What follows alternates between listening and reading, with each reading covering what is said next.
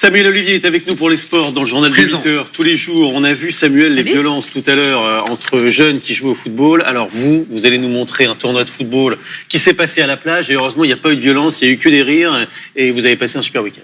Vivement les vacances, n'est-ce pas? Je sais que vous êtes un bourreau de travail, Julien. Ouais.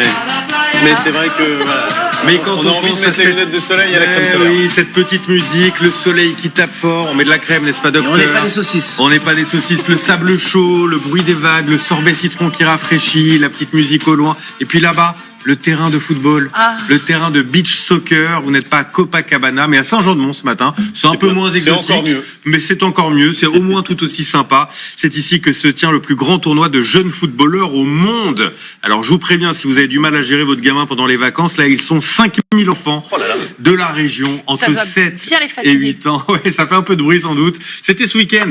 Pas de vainqueur dans ce tournoi, mais un plaisir, le plaisir unique d'offrir à ces enfants un souvenir inoubliable d'une journée à jouer au foot sur la plage. Mais pour ceux qui connaissent la région, il y a quand même un problème à Saint-Jean-de-Mont. C'est la marée.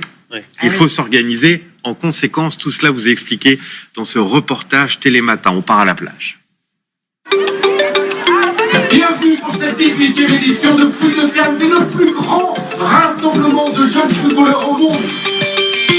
Oh non, c'est plus dur de jouer sur du sable que de l'herbe.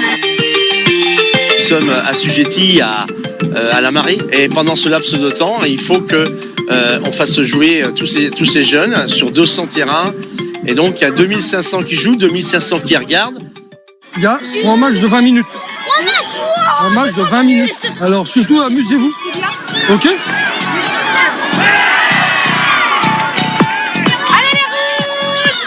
On en parle depuis quand même quelques semaines, c'est le grand événement de foot, ouais, c'est chouette.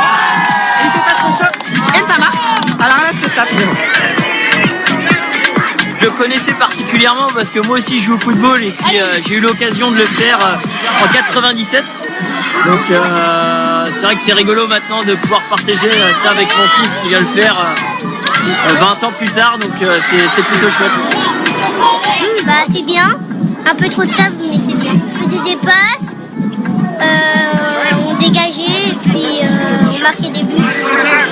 J'ai fait Foot Océane quand j'étais petite, à leur âge. Je retrouve aujourd'hui vraiment la même chose que quand je l'ai fait. Donc c'est ça aussi, c'est malgré les années, ça change pas. Il y a toujours autant d'enfants, toujours autant de terrains, autant de monde et toujours la même bonne humeur sur les terrains. Et on n'oublie pas, dans quelques instants, on va avoir la fresque finale. Il va y avoir 5000 enfants. Vous vous tenez par la main, tous, à la suivre. Et on va faire la fresque, ok? Vous avez marqué beaucoup de buts. Je crois 8. Cette année, je pense que le mot paix dévoilé par 5000 enfants, ça va être touchant et j'espère que ça sera un appel à ce que on s'apaise un peu partout dans le monde.